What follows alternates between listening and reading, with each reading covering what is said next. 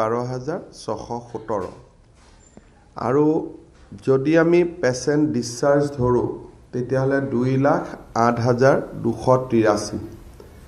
আৰু সেই হিচাপত এতিয়া আমাৰ এক্টিভ পেশেন্ট 3,350 টা number of death covid death 981 death rate আমাৰ 0.46 এইটো হৈছে সামগ্ৰিকভাৱে আজি ডেটত আমাৰ কোভিডৰ স্থিতি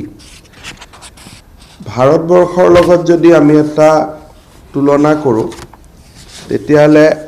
আজিৰ দিনত ভাৰতবৰ্ষত ৰিকভাৰী ৰেট হৈছে 93.7 তাৰ বিপৰীতে আমাৰ অসমৰ ৰিকভাৰী ৰেট হৈছে 98%. ভাৰতবৰ্ষত যদি আমি ডেথ ৰেট চাওঁ তেতিয়াহলে আমি দেখা পাওঁ যে 1.46 ভাৰতত কোভিড ডেথ তাৰ বিপৰীতে আমাৰ ডেথ হৈছে 0.46 আৰু এটা ষ্টেটিষ্টিক্যাল যদি আমি প্ৰেজেন্টেশন মই আপোনালোকক কৰিব খুজো তেলে আপোনালোকে চাব যে 2 পৰা 8 নৱেম্বৰলৈকে প্ৰতিদিনে আমি কেছ পাইছিলো 325 একে নৱেম্বৰ মাহত 9 পৰা 15 নৱেম্বৰলৈকে যদি আমি চাওঁ তেতিয়াহলে আমি কেছ পালো 211 একেটা মাহৰ সেকেন্ড উইকত আকৌ নৱেম্বৰৰ থাৰ্ড উইকত যদি আমি চাব যাওঁ 16 পৰা 22 আমাৰ কেছ নামি আহি গল 178 আৰু শেষৰ সপ্তাহত যদি আমি চাব যাওঁ 23 পৰা 29 তেতিয়ালে প্ৰতি দিনৰ কেছ হৈছে 158 তাৰমানে নৱেম্বৰ মাহ আমি আৰম্ভ কৰিছিলো প্ৰতি সপ্তাহত 325 টা কেছেৰে আৰু আমি শেষ কৰিলো 158 কেছেৰে এভাৰেজ আমাৰ 20 পৰা 25,000 টেষ্ট কেতিয়াবা 30,000 টেষ্ট আমাৰ হৈ আছে আৰু টেষ্টৰ ক্ষেত্ৰত অৱশ্যে আমাৰ এতিয়া সমস্যা এটা হৈছে যে মানুহৰ গাত সিম্পটমস নথকা কাৰণে আমি স্যাম্পল পোৱাত এতিয়া আমাৰ লাহে লাহে অসুবিধা হৈছে আগতে মানুহৰ জ্বৰ কাহ হলে হস্পিটালত আহি স্যাম্পল দিছিলে এতিয়া একেবোৰ মানুহে আমি বাৰে বাৰে স্যাম্পল কালেক্ট কৰি থাকিলে তেওঁলোকে ৰেজিষ্টাৰ কৰে যে আমি কিয় বাৰে বাৰে স্যাম্পল দিব লাগে আমাৰটো গাত কোনো সিম্পটম নাই ভলেন্টাৰী টেষ্টিংটো আমাৰ স্ক্ৰিনিং সেন্টাৰ বিলাকত মানুহৰ সংখ্যা ডেফিনেটলি আমাৰ কমি গৈছে গটিকে আজি মুহূৰ্তত আমি নিশ্চিতভাৱে ক'ব পাৰো যে কোভিড-19ৰ পৰিবেশ আমাৰ ৰাজ্যখনত বৰ্তমান নিয়ন্ত্ৰণাধীন কিন্তু বিশ্ব আৰু ভাৰতৰ বিভিন্ন ৰাজ্যত সেকেন্ড আৰু থাৰ্ড ওয়েভ তেওঁলোকে পাইছে সেই কাৰণে আমি যথেষ্ট নিজকে সতৰ্ক কৰি ৰাখিছো আৰু আমি সদায় আমাৰ যি ধৰণে পৰিবেশটো আগবাঢ়িছে তাক আমি চকু নজৰ দি ৰাখিছো আৰু যি মুহূৰ্ততে আমি কিছু অধিক সতৰ্ক হোৱাৰ প্ৰয়োজন আমি নিশ্চয় অধিক সতৰ্ক হ'ম কিন্তু আজি দিনটোলৈকে আমি যথেষ্ট কোভিড-19ৰ পৰিবেশটোৰ ফালে যদি চাওঁ আমি যথেষ্ট সন্তোষজনক অৱস্থাত আছো আৰু অৱশ্যে এটো খুব বিচাৰ্য বিষয় নহয় তথাপিতো আপোনালোকে গম পাইছে যে ইণ্ডিয়া টুডেৰ সমীক্ষাটো কোভিড-19ৰ লগত মোকাবিলা কৰাৰ ক্ষেত্ৰত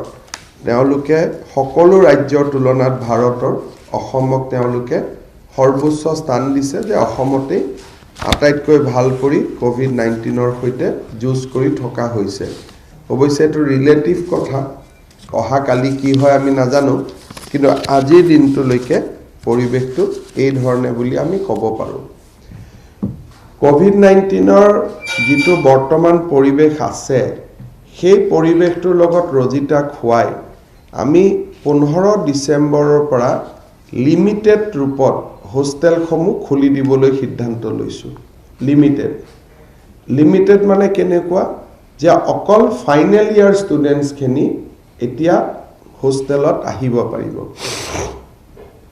যদি ৰেসিডেন্সিয়েল স্কুল আছে ক্লাস 10ৰ ষ্টুডেন্ট আহিব পাৰিব, ক্লাস 12ৰ ষ্টুডেন্ট আহিব পাৰিব। কলেজ সমূহৰ ক্ষেত্ৰতো 10, 12 ডিগ্ৰী ফাইনেল ইয়াৰ অৰ পলিটেকনিক ইঞ্জিনিয়াৰিং আদিৰ ফাইনেল ইয়াৰ, গতিকে এই ফাইনেল ইয়াৰ ষ্টুডেন্ট খিনি হোষ্টেললৈকে উভতি আহিব পাৰিব ফ্ৰম 15 ডিসেম্বৰ। দ্বিতীয়তে এতিয়া আমি ক্লাস 6 লৈকে স্কুল খোলা নাছিলো। প্ৰাথমিক শিক্ষক সন্মিলনীৰ লগত হোৱা আলোচনাৰ ভিত্তিত 1 জানুৱাৰীৰ পৰা নাৰ্সাৰীৰ পৰা ক্লাস 6 লৈও আমাৰ যি স্কুল বন আছে সেয়া খোলা হ'ব। খালি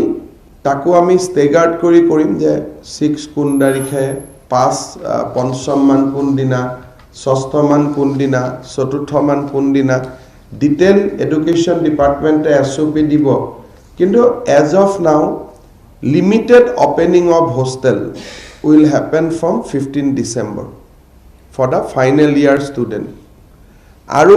1 জানুৱাৰীৰ পৰা এলিমেণ্টাৰী স্কুলছ বিলাকে সম্পূৰ্ণভাৱে ক্লাস কৰা আৰম্ভ কৰিব। খালি কি ধৰণে ক্লাস কৰিব তাৰ এখন এছঅপি থাকিব যে একেদিনাই গোটেই কেইটা ক্লাস নাহে, প্ৰতিদিনত দুটা ক্লাস কৰিব। গতিকে সেই বিষয়ে ডিটেইল এছঅপি আমি সময়ত আপোনালোকক জনাম। কিন্তু sufficient to say at this moment যে 1 জানুৱাৰীৰ পৰা এলিমেণ্টাৰী স্কুলছ বিলাক খুলিব আৰু আমাৰ হোষ্টেল বিলাক লিমিটেড ওপেনিং হ'ব ফ্ৰম 15 ডিসেম্বৰ। গতিকে মই কলেজৰ প্ৰিন্সিপাল সকলকো কম যে হোষ্টেল সাফা তফা কৰা যিখিনি কাম আছিলে সেইখিনি আমাৰ আৰম্ভ কৰিব লাগে। আপোনালোকে জানি ভাল পাব যে আমাৰ কোভিড-19ৰ যিমান টেম্পোৰাৰী আমি শেল্টাৰ বা টেম্পোৰাৰী কোভিড কেয়াৰ সেন্টাৰ বনাইছিলো গোটেইবিলাক আমি এতিয়া বন্ধ কৰিছো। লাষ্ট আমাৰ 28 তাৰিখলৈকে খানাপাৰাত কোভিড কেয়াৰ সেন্টাৰ চলি আছিল। এতিয়া আমাৰ খানাপাৰা কোভিড কেয়াৰ সেন্টাৰটো বন্ধ কৰাৰ পিছত হস্পিটালৰ বাহিৰত এতিয়া আৰু আমাৰ কোনো কোভিড কেয়াৰ সেন্টাৰ আজিৰ দিনত নাই। দুটা কথা, এটা আমি অলপ হস্পিটালত স্পেস বঢ়াইছো কাৰণ নিয়ৰৰ কাৰণে বাহিৰতো থকাৰ অসুবিধাও আছিল মানুহখিনি। দুইটা দিশৰ পৰা লক্ষ্য কৰি যে কম পেশেন্ট আৰু হিট এই দুইটাৰ প্ৰতি লক্ষ্য ৰাখি আমি বাহিৰত থকা নেহেৰু ষ্টেডিয়ামে হওক, মিৰ্জাই হওক, এই আমাৰ সৰু সজাই হওক, এই গোটেই আমি কোভিড কেয়াৰ সেন্টাৰবিলাক বন্ধ কৰি দিছো। বৰ্তমান আমাৰ কালাপাহাৰ, MMC আৰু GMCতে আমি পেশেন্টখিনিক ট্ৰিটমেন্ট কৰি আছো। কিন্তু মই আকৌ কৈছো যে এইবোৰ আপেক্ষিক কথা। যদি কিবা কাৰণত কোভিড-19 বাঢ়ে তে আকৌ আমি সেইবোৰ ঘূৰাই আনিব লাগিব। গতিকে মানসিকভাৱে আমি আমাৰ কন্টিজেন্সি প্ল্যানটো আমি সাজু কৰি ৰাখিছো। এইখিনি আছিলে কোভিডৰ ওপৰত। যদি কিবা আপোনালোকৰ প্ৰশ্ন আছে মই কোভিডৰ ওপৰত কৰিব পাৰিম। বাহিৰত শেল্টাৰ আমি আপোনালোকে যদি চাব যায় তেতিয়াহ'লে প্ৰায় 14টা মান শেল্টাৰ আছিলে। IIT Guwahati, Havells, MSME, Girijananda, Don Bosco, Rahman institute, royal global, Kaziranga, DPS, Khanapara, Nehru stadium, Mirza, এনেকৈ মিলি প্ৰায় 12ৰ পৰা 14টা আছিল।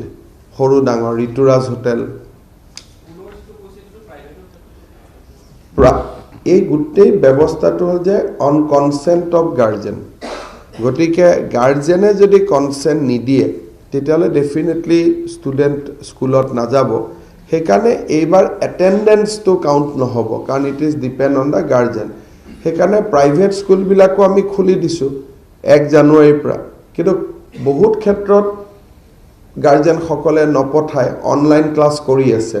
গতিকে অফলাইন এণ্ড অনলাইন দুইটা চলি আছে, ঠিক আছে। কিন্তু আমাৰ ইঞ্জিনিয়াৰিং আৰু পলিটেকনিক কলেজবিলাকো অনলাইন কৰি আছে।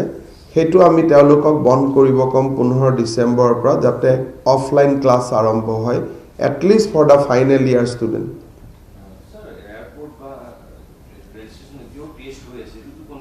সেইটো কণ্টিনিউ হ'ব, কাৰণ আমি এতিয়ালৈকে ক'ভিড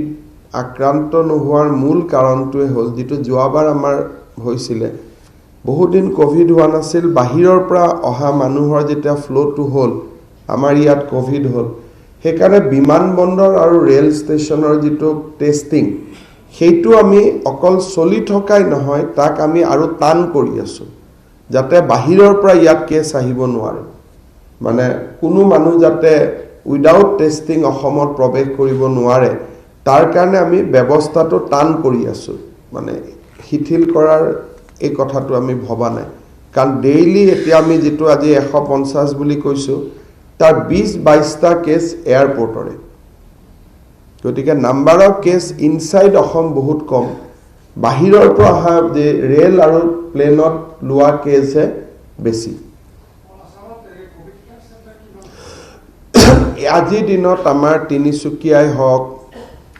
শিলচৰে হওক, ডিব্ৰুগড়ে হওক, যোৰহাটতে হওক, গোটেইকেইটা ক'ভিড কেয়াৰ চেণ্টাৰ আমি বন্ধ কৰি দিছোঁ।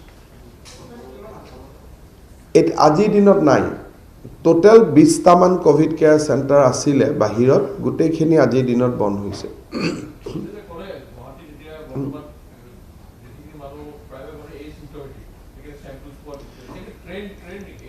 নহয়, এচিম্পটমিক নহয়, টেষ্ট কৰিলে নিগেটিভ হৈ যায়। তাৰমানে গুৱাহাটীত এটা স্বাভাৱিক জীৱন যাত্ৰা ঘূৰি আহিছে। আগতে মানুহৰ যিহেতু 10জনক টেষ্ট কৰিলে 1জন পাওঁ, সেইকাৰণে মানুহে চেম্পল দিছিলে। এতিয়া 1000ক টেষ্ট কৰিলে এটাও পজিটিভ নোলায়, সেইকাৰণে মানুহে চেম্পল দিব নোখোজে। চেম্পলটোতো ভলেণ্টিয়াৰী, বহুত মানুহে কয় টেষ্ট কমি গৈছে। এতিয়া টেষ্ট তেতিয়া মানুহে কৰে যেতিয়া এটা এৰিয়াত টেষ্ট কৰিলে তাত পজিটিভ পোৱা যায়। এতিয়া আপুনি গোটেই 1000 মানুহক টেষ্ট কৰিলেও পজিটিভ কেছ নোলায়। তাৰমানে এজ অফ নাও কেছ নাই বুলি আমি ক'ম যে গুৱাহাটীত 40-50টা কেছ ওলায়, তাৰে 20-22টা সৰু সজাই বা এয়াৰপৰ্টতে ওলায়। এতিয়া এইটো আৰু বিজ্ঞানীসকলৰ কথা, মানে আমাৰ অসমত বৰ্তমান কেছ নাই, কিন্তু যোৱাবাৰো আপোনালোকৰ মনত থাকিব এপ্ৰিল, মে, জুনত আমাৰ কেছ নাছিল, তাৰপিছত ছাডেনলি আহি গ'ল। সেইকাৰণে আজি নোহোৱাটোৱে যে এইটো নুবুজাব যে ফেব্ৰুৱাৰীত কেছ নহ'ব, জানুৱাৰীত নহ'ব, সেইটো কোনেও গেৰেণ্টি দিটো ক'ব নোৱাৰে। যোৱাবাৰো আমি এইবিলাক আলোচনা কৰিছিলোঁ, অসমৰ মানুহৰ নহয় নেকি, কিবা নহয় নেকি, তাৰপিছততো 5 লাখ 6 লাখ মানুহৰ হৈয়ে গ'ল। সেইকাৰণে এইটো ৰিলেটিভ কথা, this is a position as of now. অহাকালি কি হয় নবডি নোজ। না, আমি সেইকাৰণে টেষ্টিং আমি মানুহে ৰেজিষ্টাৰ কৰাৰ পিছতো আমি ডেইলি 25-30 হাজাৰ কেছ আমি কৰি আছোঁ। যদি বঢ়া দেখা পাওঁ, লগে লগে আমাৰ ব্যৱস্থাবিলাকো সুদৃঢ়কৰণ হ'ব। আমাৰ প্ৰধানমন্ত্ৰী ডাঙৰীয়াই ভেকচিনৰ ওপৰত মুখ্যমন্ত্ৰীসকলৰ সৈতে এখন ভিডিঅ' কনফাৰেঞ্চ কৰিছিলে। তাতে তেখেতসকলে 3টা কেটেগৰী বনাইছে। প্ৰথম কেটেগৰী হৈছে doctor, nurse, frontline staff. Second category হ'ল পুলিচ, আৰ্মি, BSF, CRP, যিসকল ফিল্ডত ডিউটি কৰে। থাৰ্ড কেটেগৰী হ'ল 50 বছৰৰ ওপৰ যিসকল ব্যক্তি আছে। সেই হিচাপত অসমতো আমাক লিষ্ট বনাব তেওঁলোকে কৈছে যে কেটেগৰী 1ত কোন হ'ব, কেটেগৰী 2ত কিমান মানুহ হ'ব, কেটেগৰী 3ত কিমান মানুহ হ'ব, আৰু 4th কেটেগৰী এটা কৈছে পাৰ্চন উইথ কোমৰবিডিটি, কাৰোবাৰ ডায়েবেটিক্স আছে, BP আছে, তেনেকুৱা। সেই হিচাপত ভাৰতবৰ্ষত তেওঁলোকে 26 কোটি বুলি কৈছে, তাৰমানে 1/5 অফ দ্য পপুলেশ্যন। অসমতো যদি আমি এই ক্ৰাইটেৰিয়াত যাওঁ, তেতিয়াহ'লে অসমতো ভেকচিন লোৱাৰ সংখ্যা will be around 60 lakhs, 60-70 lakhs. On an average, you said now you're getting about 150 cases. Are you being able to trace the source of these 150 cases? Yes. Contact tracing এতিয়াতো আৰু ভাল হৈ গ'ল আমি যে অলপ অলপ টেষ্ট কৰি থাকিব পাৰিছো তাৰ গোটেই কথাটো হ'ল যেতিয়া 150 ওলাই 150 নেক্সট দিনা কন্ট্ৰেক্ট ট্ৰেচিং কৰাৰ কাৰণে এইখিনি আমি টেষ্ট পাওঁ কিন্তু নাও দেয়াৰ আৰ পিকুলিয়াৰ কেसेছ এটা ফেমিলিৰ হ'লে গোটেই ফেমিলিটো নিজে নিজে আহি যায় টেষ্ট কৰিবৰ কাৰণে এতিয়া কি হ'ল অসমত মানুহৰ কোভিডৰ ওপৰত বহুতখিনি নলেজ হ'ল মোৰ যদি কোভিড হয় মই কন্ট্ৰেক্ট ট্ৰেচিং কৰিব যাব নালাগে our experience is that entire family comes next day so মটো তথাপিতো কন্ট্ৰেক্ট ট্ৰেচিং হৈ আছে কাৰণে we are getting 25000 test per day আমি পিকতো যি টেষ্ট কৰি আছিলো টেষ্ট আমি কন্টিনিউ কৰি আছো বাট লাহে লাহে মানুহে অলপ যে আমাৰ দেখোন নাই বা ইয়াতটো নাই এতিয়া কোভিড কিছুমান ডিস্ট্ৰিক্টত আমি আজি বহুত দিন ধৰি দুটাও কেছ পোৱা নাই গতিকে তাত আৰু টেষ্ট কৰিব গলে মানুহে ডেফিনেটলি ৰিয়েক্ট কৰে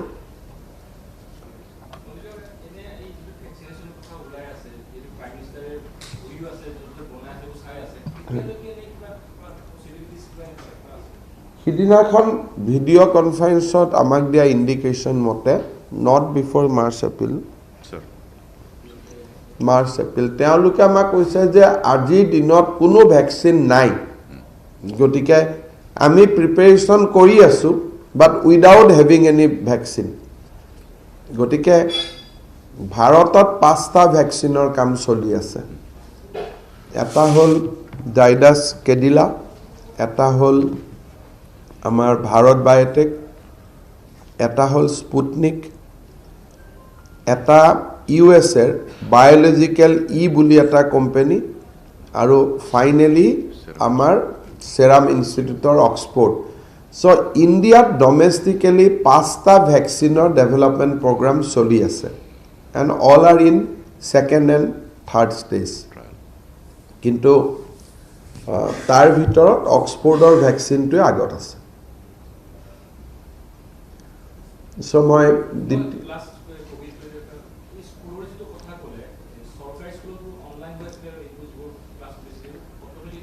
সরকারি স্কুলত অনলাইন খুব কম চলি আছিল এতিয়া বন্ধ হৈ যাব প্রাইভেটত ডেফিনেটলি তেওঁলোকে অনলাইন বা অফলাইন আমি মুকলি কৰি দিছো যে এতিয়া আপোনালোকে স্কুল খুলিব পাৰে কিন্তু কোনোবাই যদি সাৱধানা বখত স্কুল নুখুলি অনলাইন কৰি থাকে তো আমাৰ ক'বলগীয়া নাই this is a decision to be taken between the guardian and the school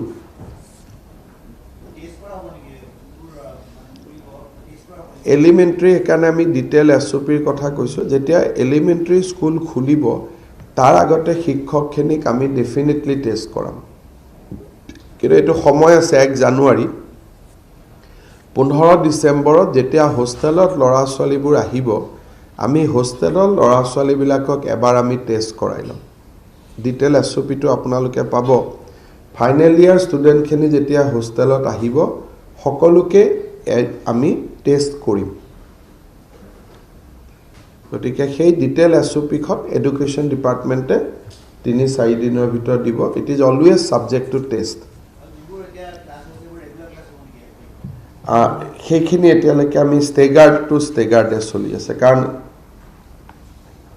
যদি আমি একেদিনাই 9, 10, 8 সকলোকে মাতি দিও সোশ্যাল ডিস্টেন্সিংটো নাথাকিব 15 পৰা এটো খুলি লওঁ কাৰণ ফাইনাল ইয়াৰ ষ্টুডেন্টখিনি এমাহ অন্তত কৰক যদি তাত বিশেষ কমপ্লেইন নহয় গতিকে আমাৰ গুটে এপ্ৰোচটো হ'ল ষ্টেগাৰ্ড একেলগে আমি ডিসিশন লোৱা নাই now it is only for the final year student আজি আমি যিখন প্ৰেছ কনফাৰেন্সৰ মূল উদ্দেশ্য হেতু হ'ল যে finally we have come to the stage য'ত নেকি অহাকালি আমি অৰুণোদয় আঁচনিখন আনুষ্ঠানিকভাৱে আমি আৰম্ভ কৰিবলৈ সক্ষম হ'ম খুব এটা ডিটেইল প্ৰসেছৰ পিছত বিটিএডি এৰিয়াক বাদ দি আমাৰ 29 ডিস্ট্ৰিক্টত এই আঁচনিখনৰ ইমপ্লিমেন্টেশনৰ কাম আৰম্ভ হ'ব অৰ্থাৎ 29খন জিলাৰ বেনিফিচিয়াৰীয়ে অহা কালিৰ পৰা এই আঁচনিৰ সুফল লাভ কৰিবলৈ সক্ষম হ'ব অৰুণোদয় আঁচনিৰ জৰিয়তে আমি it will be the highest DBT transfer অৰ্থাৎ এই গোটেই কথাবিলাকৰ যদি বেকগ্ৰাউণ্ড চাই যে 2014ত নৰেন্দ্ৰ মোদী ডাঙৰীয়া শাসনলৈ অহাৰ পিছত বেংকত বা ফাইনেন্সিয়েল ইনক্লুশনত এটা ৰিভলিউচন হৈছিলে অৰ্থাৎ সকলোৱে জনধন যোজনাৰ একাউণ্ট খুলিলে আৰু বিভিন্ন ধৰণৰ বেংক একাউণ্ট আৰু ফাইনেন্সিয়েল ইনক্লুশন অসমত এটা ডাঙৰ প্ৰগ্ৰাম ষ্টাৰ্ট হ'ল যেতিয়া বেংক একাউণ্ট খুলিলে তেতিয়া গভৰ্ণমেণ্টৰ ওচৰত এটা সুবিধা আহিলে যে মধ্যভোগী মই নিগেটিভ সেন্সত কোৱা নাই নে পজিটিভ সেন্স যে চৰকাৰে কিবা এটা উপকাৰ বা কিবা এটা আঁচনি ৰাইজক দিব খোজে বাট ৰাইজক দিবৰ কাৰণে সদায় আমি কাৰোবাৰ থ্ৰু দি যাব লাগিছিল আইদাৰ ডিষ্ট্ৰিক্ট এডমিনিষ্ট্ৰেশ্যন অৰ ডিপাৰ্টমেণ্ট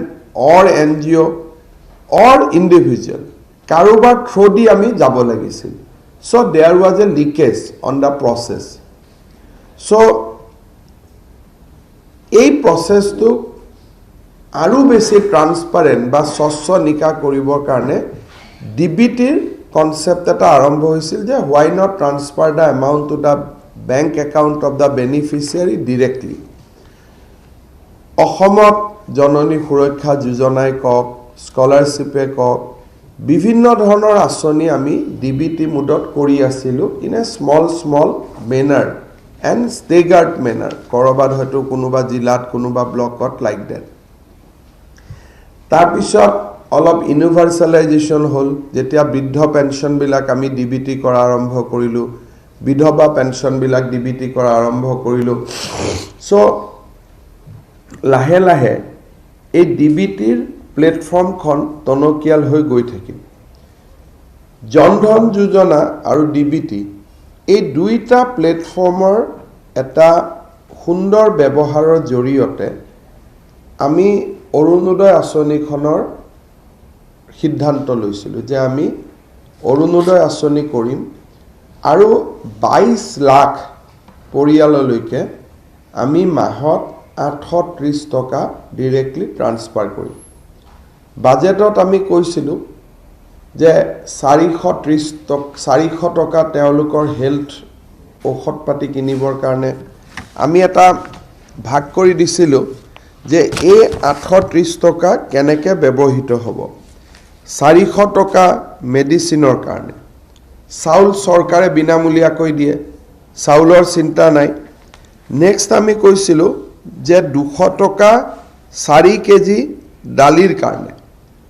বিনামূলীয়া চাউল হ'ল 200 টকা আমি দিলো যে তোমালোকে 5 কেজি ফ্যামিলিটো ডালি কিনিবা এটা কষ্ট অফ 50% ঠিক তেনেকৈ আমি কলো যে তোমালোকে চেনি কিনিবা এটা কষ্ট অফ 50% 5 কেজি 80 টকা শেষত যি 150 টকা বাছি গল সেই 150 টকা দি আমি ফ্ৰুটস বা আন তেওঁলোকক কিনিবৰ কাৰণে পৰামৰ্শ দিলো সো টোটাল আমাৰ আহি গল 830 rupees এতিয়া আমাৰ ডিস্ট্ৰিক্ট এডমিনিষ্ট্ৰেশ্যনৰ লগত আমি এটা বহুত ডাঙৰ এক্সাৰসাইজ কৰাৰ পিছত লাষ্ট 2 মাহ আঢ়ৈ মাহ ধৰি 18.20 lakhs বেনিফিচিয়াৰি আমি ফাইনালি সিলেক্ট কৰিব পাৰিলো 18,20,000 কিয় ইয়াত বিটিএডিৰ বেনিফিচিয়াৰিখিনি আমি এতিয়ালৈকে সিলেক্ট কৰা নাই because of the model code of conduct এই 18,20,000 বেনিফিচিয়াৰি একাউণ্টত যোৱা 7 দিনত আমি পেনি ট্ৰান্সফাৰ অৰ্থাৎ এটকা আমি ট্ৰান্সফাৰ কৰি চাইছিলো তেতিয়া আমি দেখিলো যে 17.6 lakhs একাউণ্ট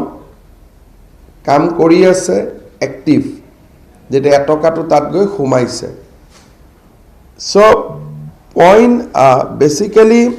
3.5% বেনিফিচিয়ারি যেটো আমি 18,20,000 পৰা 16,60,000 যদি বাদ দিয়ে 60,000 বেনিফিচিয়াৰি একাউণ্ট কিবা প্ৰব্লেম আছে আমি তাক ৰিভেলিডেট কৰিবৰ কাৰণে আমি পঠিয়াই দিছোঁ অলৰেডি SMS যোগে এই 18 লাখ মানুহৰ SMS লৈকে মেছেজ গ'ল যে আপুনি অৰুণোদয় বেনিফিচিয়াৰীৰ বাবে নিৰ্বাচিত হৈছে অহাকালি মাননীয় মুখ্যমন্ত্ৰী ডাঙৰীয়াই আমিনগাঁও পেৰেড গ্ৰাউণ্ডৰ পৰা এই অৰুণোদয় আঁচনিখনৰ শুভাৰম্ভণি কৰিব অহাকালি আমি যেটো পুঁজি দিম বেসিক্যালি এটো আমি নৱেম্বৰ মাহৰ পুঁজি দিম তাৰমানে they are entitlement of the month of November গটিকে ডিসেম্বৰতে তেওঁলোকে দুবাৰ পইচা পাব 1 তাৰিখে 830 টকা পাব কিন্তু ডিসেম্বৰত যেটো পাব লগা পইচা সেইটো আমি সদায় মাহৰ শেষত দিম সেই হিচাপৰ পৰা তেওঁলোকে 26 তাৰিখে আৰু এটা পইচা পাব তাৰ পিছত প্ৰত্যেক মাহৰ শেষৰ সপ্তাহত তেওঁলোকে 830 টকাটো পাই গৈ থাকিব এই পইচাটো যদিও মই কৈছো 1 তাৰিখে পাব একেদিনাই ইমান টকা বেংকে ট্ৰান্সফাৰ কৰিব নোৱাৰে সব 5 দিনৰ ভিতৰত পাব 1 তাৰিখৰ পৰা 6 তাৰিখ প্ৰত্যেক দিনাই 3 লাখৰ বেটছত গৈ থাকিব 1ৰ পৰা 6 তাৰিখৰ ভিতৰত একাউণ্টত পুঁজিটো জমা হ'ব ঠিক তেনেকে 26ৰ পৰা 31 তাৰিখৰ ভিতৰত জমা হ'ব ডিসেম্বৰত জানুৱাৰী টু 26ৰ পৰা 31 ফেব্ৰুৱাৰী 22ৰ পৰা 28 আৰু মাৰ্চত 26ৰ পৰা 31 ডিসেম্বৰত দুটা ইনষ্টলমেন্ট পাব নৱেম্বৰৰ ইনষ্টলমেন্টটো ডিসেম্বৰত পাব এটা অৰুণোদয় কল সেন্টাৰ থাকিব যিসকলৰ বেংক একাউণ্টত এই পুঁজিটো জমা নহব কিবা কাৰণত তেওঁলোকে ফোন কৰি সেই কল সেন্টাৰত জনাব পাৰিব প্ৰথম পুঁজিটো পোৱাৰ পিছত এখন চিঠি লৈ আমাৰ ডিসি কাৰ্যালয়ৰ পৰা সকলো মানুহৰ ঘৰলৈকে এবাৰ আমি যাম টু পাৰ্সোনালি ভেৰিফাই যে পুঁজিটো আপোনালোকে পালে নে নাই বহুতৰ কি হ'ব একাউণ্টত টকাটো পৰি থাকিব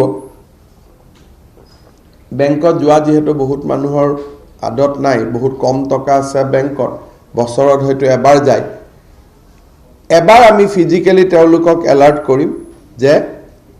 আপোনালোকৰ একাউণ্টত পুঁজিটো জমা হৈছে না এবাৰ চাই দিয়ক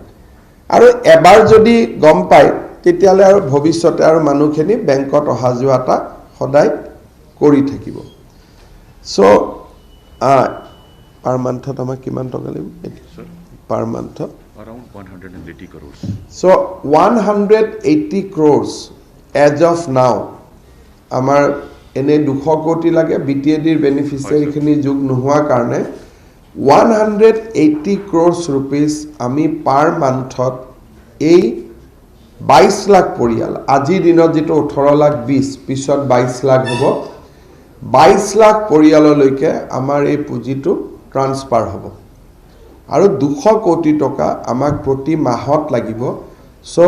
ৰাজ্য চৰকাৰৰ বাৰ্ষিক বাজেটৰ পৰা 2400 কোটি টকা প্ৰতি বছৰে এই আঁচনিৰ বাবে ব্যয় কৰা হ'ব আৰু সেই দৃষ্টিকোণৰ পৰা স্বাধীনোত্তৰ অসমত এইটোৱে আটাইতকৈ ষ্টেট গভৰ্ণমেণ্টে লোৱা ডাঙৰ স্কিম ইয়াৰ আগতে আমি ইমান ডাঙৰ স্কিম কেতিয়াও লোৱা আমাৰ আমি লোৱাও নাছিলো বা ইমান ডাঙৰ স্কিম আমাৰ কৰাৰ অভ্যাসও নাছিলে so from every angle tomorrow is a big day for the government of Assam যে আমাৰ মেচিনাৰীটোৱে আঢ়ৈ মাহত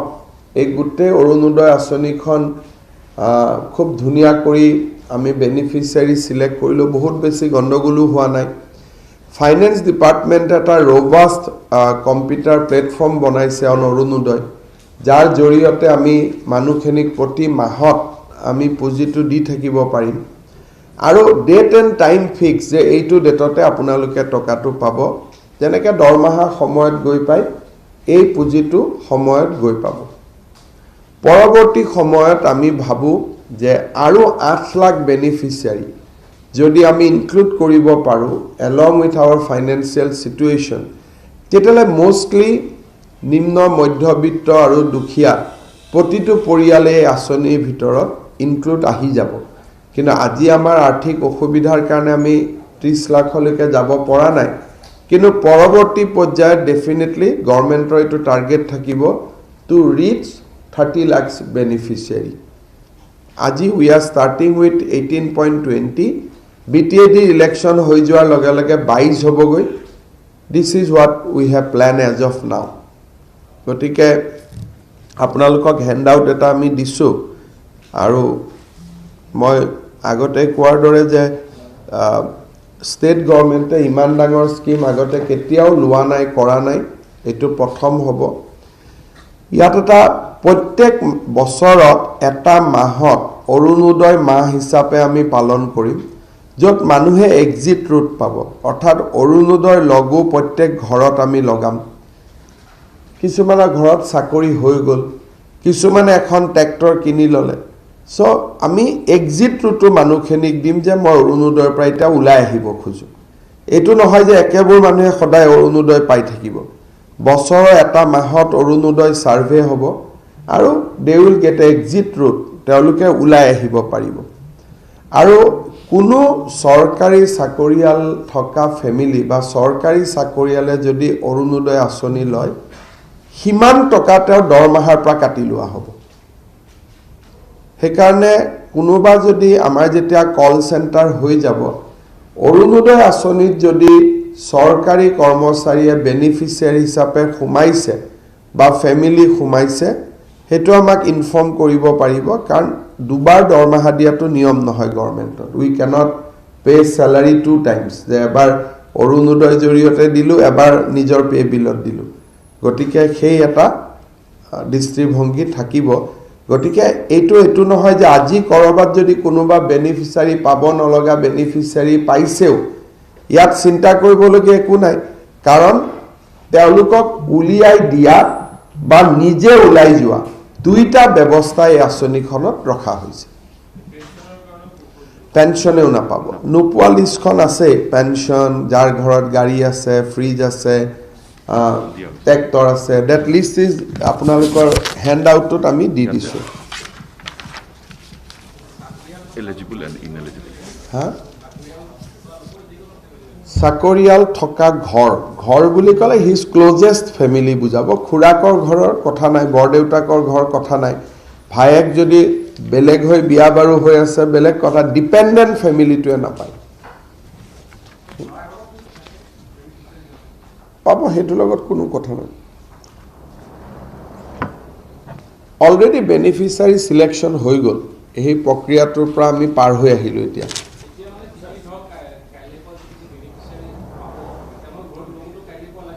নহয় এইটো লগোৱাৰ এটা আমি এজেঞ্চি ঠিক কৰিব লাগিব টেণ্ডাৰ কৰিব লাগিব it will take some time but this is A part of the scheme যে প্ৰত্যেক অৰুণোদয় পৰিয়াল বুলি আমি এটা কনচেপ্ট কৰিছোঁ যে এই মানুহখিনি দে আৰ মেম্বাৰ অফ অৰুণোদয় পৰিয়াল গতিকে সকলোৰে ঘৰত লাগিব এটা লগো য'ত লিখা থাকিব অৰুণোদয় পৰিয়াল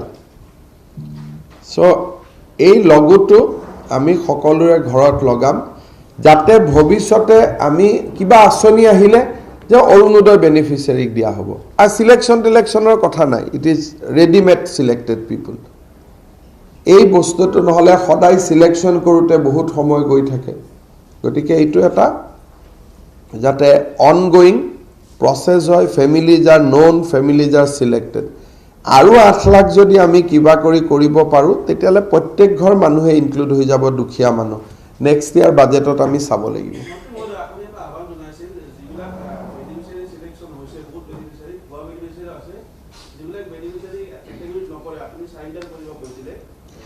বহুতে ডিষ্ট্ৰিক্ট লেভেলত আপোনালোকে যদি দেখা পায় যোৱা 15 দিনত স্কিমখনৰ ওপৰত বহুত বেছি ক্ৰিটিচিজম বা আলোচনা পেপাৰ টিভিটো হোৱা নাই আৰু লগোটো লাগি যোৱাৰ পিছত পাব্লিকে নিজে এক্সিট কৰাই দিব নহয় যে মানুহজনে পাব নালাগে বুলি মই এপিল কৰাৰ পিছত কিছু মানুহে নিজে বাদ দিলে কিছু সিলেকশ্যন প্ৰচেছত বাদ পৰিলে কিন্তু তাৰ মাজতো লিকেজ থাকিব কিন্তু যেতিয়া সকলোৰে ঘৰতে লগোটো লাগি যাব কোনোবা ধনী মানুহৰ ঘৰত যেতিয়া লগো লাগিব তেতিয়া লগে লগে তেওঁটো এক্সিট কৰিব লাগিব সময় লাগিব এতিয়া আপোনালোকে এইটো হল এটা পাৰ্মানেন্ট স্কিম গতিকে বহুত মাহ দিন নিগেটিভ কথা ধৰা নাই এতিয়া প্ৰথম দিনটো ধৰিছো যে অহাকালি ভালে ভালে পুঁজিটো ট্ৰান্সফাৰ হ'ব লাগে ফাৰ্স্ট ইনষ্টলমেন্ট কাৰণ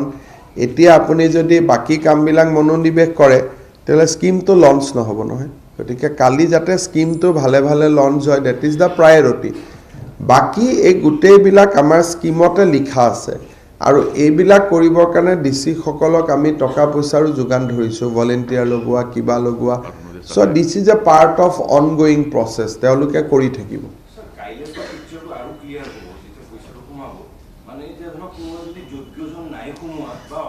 সব প্ৰথম কথা যে মানে মোৰ কামটো হল যে ডিসিয়ে যাক বেনিফিচিয়াৰি দিছে তালৈকে পুঁজিটো পঠোৱা হেতু হল বিত্ত বিভাগৰ ভূমিকা এতিয়া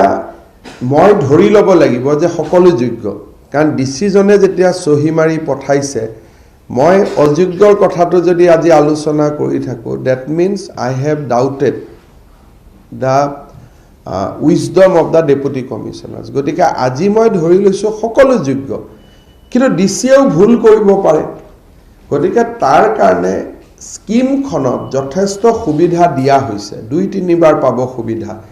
এবাৰ চিঠি লৈ যাব এবাৰ লগো লগাব যাব এবাৰ মানুহেও নিজে কমপ্লেইন কৰিব গতিকে purification of data will be a ongoing process সেইকাৰণে অহাকালি একো নহব পাৰে বাট বছৰত এটো আজি এজন ওলাব কালি 10 জন ওলাব কালি 20 জন ওলাব এটা সময়ত গৈ গৈ ডাটাটো পিউৰিফাই হ'ব কিন্তু আজি মই যদিও আপোনালোকক উল্লেখ কৰিছো অফিচিয়ালি আজি মই কাকো অযোগ্য বুলি ক'ব নোৱাৰো কাৰণ ডিসিৰ সহিত আহিছে গুটে বেনিফিচিয়াৰি খিনি সেইকাৰণে সেই দিশটোৰ ওপৰত এতিয়া মই চকু দিয়া নাই পুঁজিটো যাও যোৱাৰ পিছত ডিসি সকলে যেতিয়া নিজে জানিব যে আমাৰ কান্ধৰ ওপৰত এটো এটা ৰিস্ক আছে অযোগ্যজনে যদি পাইছে সৰকাৰে আমাক প্ৰশ্ন কৰিব গতিকে তেওঁলোকে ডাটাটো পিউৰিফাই কৰি থাকিব ডিস্ট্ৰিক্ট ওয়াইজ বেকআপ আছে আমাৰ বেসিক্যালি আপোনালোকে বেকআপটো কৰিব পাৰিব এই ব্ৰেকআপটো সিম্পল যে যি সমষ্টিত 1.5 লাখৰ পৰা 2 লাখ ভোট আছে তাত 16000 বেনিফিচিয়াৰি কোনো সমষ্টি স্পেশাল বুলি ডিক্লেয়াৰ কৰা হোৱা নাই অল আৰ ইকুৱেল 1.5 লাখৰ পৰা 2 লাখ বেনিফিচিয়াৰি আছে তাত 16000 ভোটাৰ 2 লাখৰ পৰা 2.5 লাখ যত ভোটাৰ আছে তাত 17000 2.5 লাখৰ পৰা 3000 যত ভোটাৰ আছে তাত 3 লাখ যত ভোটাৰ আছে তাত 18000 আৰু 3 লাখৰ ওপৰত 4টা সমষ্টি আছে তেওঁলোকৰ বাবে 19000 সো এভাৰেজ 80টা সমষ্টিত 16000 কৈ পাইছে আৰু এইটোত এটা বিশেষত্ব যে এই বেনিফিচিয়াৰি সমানে দিয়া হৈছে মাজুলীক বেছি জালুকবাৰী কম এই ধৰণৰ কথা কৰা হোৱা নাই 126টা সমষ্টিত একে ধৰণে একে মানদণ্ডৰ ওপৰত সমান বেনিফিচিয়াৰি ৰখা হৈছে 1.5 লাখৰ পৰা 2 লাখ হলে 16 2 লাখৰ পৰা 2.5 লাখ হলে 17 এই মানদণ্ডটো আমি ৰাখিছো এই স্কিমখনত আটাইতকৈ যেটো গুৰুত্বপূৰ্ণ দিন এই যে একাউণ্টত একাউণ্টত যে টকাটো ট্ৰান্সফাৰ হ'ব এই একাউণ্টটো কিন্তু পৰিয়ালৰ মহিলা এগৰাকী কোনো এটা টকাও পুৰুষৰ একাউণ্টত না যায় সেইকাৰণে কেতিয়াবা পুৰুষৰ একাউণ্টত গলে টকাটো ঘৰৰ কামত হয়তো না যাব পাৰে কিন্তু এই গুটে এমাউণ্টটো পৰিয়ালৰ যিকোনো এগৰাকী মহিলাৰ একাউণ্ট সেইকাৰণে কালিৰ পৰা এক প্ৰকাৰ ক'ব গলে 18,20,000 মহিলাৰ হাতত এটা নিশ্চিত ইনকাম 830 টকা তেওঁলোকে পাব সো ইমান ডাঙৰ ওমেন এম্পাৱাৰমেন্টৰ ওপৰত ডিবিটিৰ ওপৰত ইয়াৰ বিশেষত্ব যে it is a largest programme by the state government আজিলৈকে ইমান ডাঙৰ কাম আমি কেতিয়াও কৰা নাই দ্বিতীয়তে হল যে ইট ইজ পিওৰলি ট্ৰান্সপাৰেন্ট এটা প্লেটফৰ্মে দি ট্ৰান্সফাৰ হ'ব টকা কাৰো হাতত নাথাকে নোবডি যে মই তোক টকাটো উলিয়াই দিম তই মোক অলপ পইচা দে এইটো নহয় ইট উইল গো ডাইৰেক্টলি দ্বিতীয়তে it is on a DBT platform that directly beneficiary account যাব তৃতীয়তে this program will strengthen the role of the woman in the family because তেওঁৰ একাউণ্টৰ পৰা টকাটো সদায় ড্ৰ কৰি ফ্যামিলিটোক দিব লাগিব so the woman will be in the driving seat নাৰী গৰাকী পৰিয়ালৰ মহিলা গৰাকী এতিয়া ড্ৰাইভিং সিটত বহিব ঘৰখনত আৰু শেষত মই ক'ব খুজো যে বহুত পৰিয়ালত বিধৱা মানুহক বিধৱা মহিলাক সাধাৰণতে অলপমান যে ঘৰৰ বোজা বুলি এটা গণ্য কৰা হৈছিল দিব্যাংগ ব্যক্তিসকলক ঘৰৰ বোজা বুলি গণ্য কৰা হৈছিল কোনোবা ছোৱালী যদি বিয়া নাই হোৱা ইট ইজ হাৰ চইচ বা তথাপিতো সামাজিক দৃষ্টিত সেই মহিলাগৰাকীয়ে যদি উপাৰ্জন নকৰে তেতিয়া ঘৰৰ আন মেম্বাৰে তেওঁক বোজা বুলি ভাবিছিলে আৰু বহুতে গিৰিয়েকৰ ঘৰৰ পৰা হাজবেণ্ডৰ ঘৰৰ পৰা বিভিন্ন কাৰণত দেউতাকৰ ঘৰলৈ ঘূৰি আহে আৰু ঘূৰি আহিলে ঘৰখনত এটা ফ্ৰিকশন হৈ থাকে যে তই আহি বোজা হলি আমি নিজেই চলিব নোৱাৰো তুকু আকৌ কেনেকৈ চলাম এতিয়া সেই ফ্যামিলি বিলাকে এই 38 টকা পাইছে তাৰ মানে এই মানুহ এই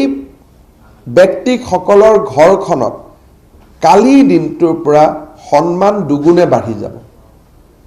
যিগৰাকী মানুহক বোজা বুলি ভাবা হৈছিল এতিয়া সেই গৰাকী মানুহে সম্পদলৈকে পৰিণত হ'ব কালিলৈকে মই লাইবিলিটি আছিলো অহা কালিৰ পৰা আই উইল বি দা এছেট কাৰণ মই বিধৱা মানুহগৰাকী আছো কাৰণেহে অৰুণোদয় পাইছো মোৰ বিয়া নাই হোৱা কাৰণেহে অৰুণোদয় পাইছো আৰু এই অৰুণোদয় আঁচনিটো ডেফিনেটলি অহাবাৰ ইয়াৰ যিটো সাইজ এণ্ড এমাউণ্ট দুইটা বাঢ়ি বাঢ়ি গৈ থাকিব গতিকে it is a tremendous boost for the women নাৰী শক্তিক সবলীকৰণ আৰু সমাজৰ দুৰ্বল জনক সবলীকৰণৰ ক্ষেত্ৰত ই এক বৃহৎ প্ৰচেষ্টা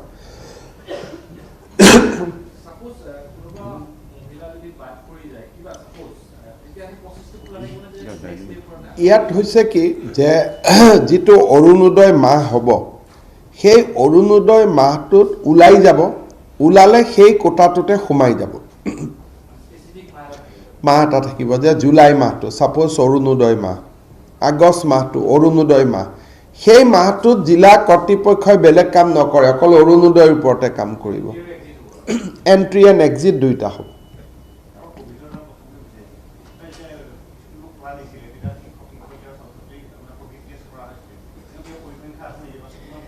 আমাৰ কোনো ডিজাস্টাৰ্স নাই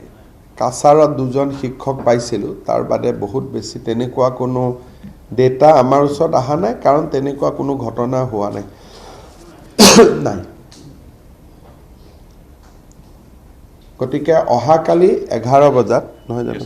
11 বজাত আমিনগাঁৱত প্যাৰেড গ্ৰাউণ্ডত এই আঁচনিখন উদ্বোধন কৰা হ'ব কামৰূপ আৰু কামৰূপ মেট্ৰ' জিলাৰ বেনিফিচিয়াৰীক লৈ আমি আৰম্ভ কৰিম বাকি জিলাত বৰ্তমান বিটিসি ইলেকশনৰ পৰিপ্ৰেক্ষিতত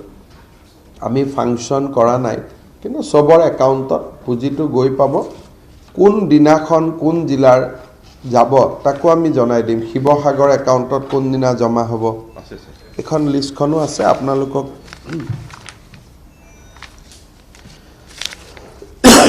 মাহৰ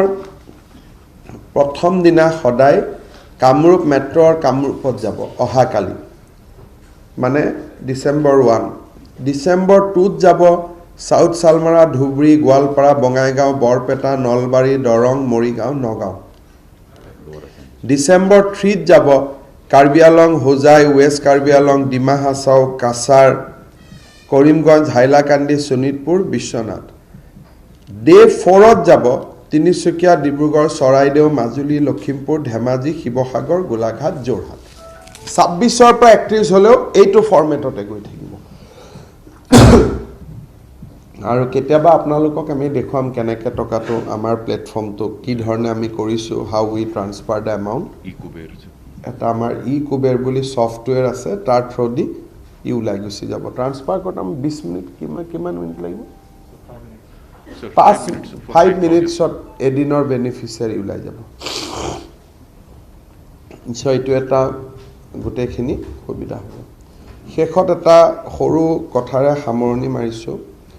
আমাৰ যি হায়াৰ ছেকেণ্ডেৰী ফাৰ্ষ্ট ডিভিজন পোৱা ছোৱালীসকলক আমি বাইক দিয়া কথা আছিল আমাৰ বাইকবিলাক স্কুটি ডেলিভাৰী হৈ গ'ল আমি ডিচেম্বৰ মাহৰ কোনোবা এটা দিনত আমি বাইকখিনি স্কুটিখিনি দি দিম এটা ছোৱালীবিলাকৰ মাজত এটা আছিলে 18-19ৰ মোৰ বাজেটত 5,000 ছোৱালীক আমি বাইক দিম বুলি কৈছিলোঁ কিন্তু তেতিয়া শিক্ষামন্ত্ৰীয়ে চাইকেল দিম বুলি কোৱাৰ কাৰণে বাইক স্কুটিখিনি দিয়া নহ'ল এতিয়া আমি জানুৱাৰী ফেব্ৰুৱাৰী মাহত এই 5,000 ছোৱালীকো আমি স্কুটিখিনি দি দিম প্ৰথম বেটছটোত নাপাব কাৰণ আমি এতিয়া যি 22,000ৰ প্লেনিং কৰিছোঁ বাকীখিনি কিনোতে আমাৰ সময় ল'ব কিন্তু by end of January or end of February 18-19ৰ 5,000 ছোৱালীকো আমি দি দিম তেনেকৈ 19-20ৰ বাজেটতো আমি 25 কোটি টকা ৰাখিছিলোঁ আৰু 25 কোটি টকা দি 10,000 স্কুটি কিনিব পাৰি গতিকে সেই ধৰণে 19-20 চনৰো যি হায়াৰ ছেকেণ্ডেৰী পাছ কৰিছিল তাৰো আমি 10,000 ছোৱালীক আমি স্কুটি দি দিম তাৰমানে জানুৱাৰী লাষ্টত বা ফেব্ৰুৱাৰী একেলগে দিয়া নহ'ব এই 22,000 আগত হ'ব সেইখিনি যেহেতু আমি এতিয়া সিদ্ধান্ত লৈছোঁ অলপ সময় 18-19 5,000 বাজেটত আমি ডিক্লেয়াৰ কৰিছিলোঁ যে প্ৰথম 5,000 ছোৱালী দ্বিতীয়বাৰ বাজেটত আমি 5,000 10,000 লিখা নাছিলোঁ 25 কোটি বুলি লিখিছিলোঁ 25 কোটি দি 10,000 কিনিব পাৰি 50,000 এখন বাইকৰ দাম আমি চালোঁ মোটামুটি স্কুটিৰ দাম চ' 10,000 হয় চ' 18-19ৰ 5,000 আৰু 19-20ৰ 10,000 ছোৱালীকো এই আঁচনিখনৰ অধীনত সামৰি লোৱা হ'ব কিন্তু এইখিনি তেওঁলোকে পাওঁতে ফেব্ৰুৱাৰী মাহ গৈ পাবগৈ কিন্তু যেহেতু 20-21টো আমাৰ বাজেটত আছিল কোনো আমাক টকা সাপ্লিমেণ্টাৰী ডিমাণ্ড আদি কৰিব নালাগে 20-21ৰ 22,000 ছোৱালীৰ স্কুটি বিতৰণ এই মাহতে আমি আৰম্ভ কৰিম গতিকে যিখিনি আপোনালোকে মাজে মাজে প্ৰশ্ন সুধি আছিলে গতিকে সেইটোৰ উত্তৰ আজি আমি আপোনালোকক একেলগে দিলোঁ গতিকে বাইক পোৱা ছোৱালীৰ সংখ্যা 32,000 37,000 হ'বগৈ আৰু 37 গতিকে হা 22,000 18-19ত 5,000 হ'ব 19-20ত 10,000 হ'ব একৰ্ডিং টু মেৰিট আৰু 20-21ত 22,000 হ'ব প্ৰথম 20-21খিনিয়ে পাব 20-21খিনিক যিহেতু আমি সেইখিনি মোৰ এনাউন্স আছিল 18-19-19-20ত যে পোৱা নাই দিয়া হোৱা নাই মোৰ আইডিয়াত নাছিলেই যিহেতু এইটো এতিয়া সমস্যাটো উদ্ভৱ হ'ল কাৰো যাতে মন বেয়া নাপায় আমি যি ধৰণে এনাউন্স কৰিছিলোঁ আমি কামখিনি কৰি দিছোঁ আৰু 25 কোটি বাজেট ধৰা হৈছিল যদিও 50,000 কৈ 10,000 গৰাকীক দিব যাওঁতে 50 কোৰ্ছে লাগিব কিন্তু আচলতে আমি 18-19 দুইটাতে 5,000 আছিল 25 কোটি বাজেট ৰখা হৈছিলে বেসিক্যালি 5,000 কিন্তু আমি আৰু 18-19ত 5,000 19-20ত 10,000 20-21ত 20,000 তাৰমানে ক্ৰমান্বয়ে বাঢ়ি গ'ল আৰু নাই না আমি দিম ইন্স্যুৰেন্স আমি দিম ৰেজিষ্ট্ৰেশ্যনো আমি দিম জিএসটিও আমি দিম তেওঁলোকে একো দিব নালাগে খালি যিসকলে সোলাৰ বিচাৰিছিল তেওঁলোকৰ অলপ দেৰি হ'ব কিন্তু পাই থাকিব আৰু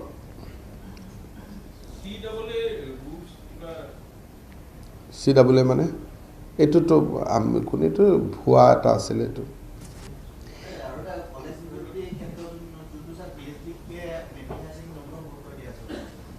সব মেট্ৰিক হায়াৰ সেকেন্ডাৰী নম্বৰ এইকাৰণে গুৰুত্ব দিব লাগে যে এটা লৰা ছোৱালী প্ৰফেসৰ হতে কিবা হওঁতে তাৰ যদি ইউনিফৰ্ম একাডেমিক কেৰিয়াৰ নাথাকে কোনোবা জেগাতো কোচিং লৈ সি নম্বৰ পাব পাৰে ল'ৰা ছোৱালীয়ে যাতে মেট্ৰিকৰ পৰাই পঢ়াত ভাল কৰে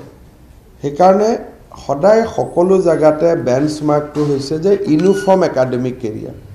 মেট্ৰিকৰ কাৰণেও নম্বৰ পালে হায়াৰ সেকেন্ডাৰী কাৰণেও নম্বৰ পালে ডিগ্ৰী কাৰণেও নম্বৰ পালে তেতিয়াহে ল'ৰা ছোৱালীয়ে সৰুৰ পৰা এটা পঢ়াৰ ধাউতি ল'ব হয় নহয় এতিয়া মানুহে ইউজিচিৰ কথা কয় প্ৰথম কথা ইউজিচিয়ে ৰাজ্য চৰকাৰক এটকাও নিদিয়ে দৰমহা দিবৰ কাৰণে এটো সম্পূৰ্ণ আমি দৰমহা দিওঁ গতিকে আমাৰ কথাটো হ'ল যে আমি এনসিসিত নম্বৰ দিছো ইউথ ফেষ্টিভেলত নম্বৰ দিছো স্পৰ্টছ ফেষ্টিভেলত নম্বৰ দিছো নেশনাল গেমছ খেলিলে নম্বৰ দিছো এইবিলাক যদি এক্টিভিটি এজন ল'ৰা ছোৱালীয়ে নকৰে ইউনিভাৰ্সিটিত গৈ পেলাইটো নম্বৰটো পালে সেইটোৰ ওপৰতো এজন ছাত্ৰক জাজ কৰা উচিত নহয় পিএইচডিৰ কাৰণেও নম্বৰ দিয়া হৈছে কিন্তু পিএইচডি কৰিব সুযোগ কেইজনে পায় পিএইচডি কৰিবতো সুযোগ নাপায় মেট্ৰিকটোতো সকলোৱে দিব পায় না আমাৰ ইয়াত পিএইচডিৰ সুবিধা কিমান আছে কাৰণে এইবিলাকৰ সকলো ফালে যুক্তি আছে কিন্তু মেট্ৰিক হায়াৰ সেকেন্ডাৰী য'ত সকলো মানুহে এক্সেছ কৰিব পাৰে আমাৰ টিচাৰ এপইণ্টমেণ্টটো ফাৰ্ষ্ট ডিভিজনত ইমান নম্বৰ ছেকেণ্ড ডিভিজনত তেতিয়াহে ল'ৰা ছোৱালীয়ে সৰুৰ পৰা পঢ়িব সেইটো হৈছে মোৰ চিন্তাধাৰাটো সেইটো বেলেগৰ চিন্তাধাৰাটো বেলেগো হ'ব পাৰে কিন্তু মোৰ মতেদি ল'ৰা ছোৱালীয়ে যদি আমি অসমখনক শিক্ষাৰ ফালে লৈ যাব লাগে তেতিয়ালে মেট্ৰিক হায়াৰ সেকেন্ডাৰী সবৰ পৰাই বোনাস পাব লাগিব তেতিয়াহে মানুহখিনিয়ে পঢ়িব ল'ৰা ছোৱালী হ'ব ধন্যবাদ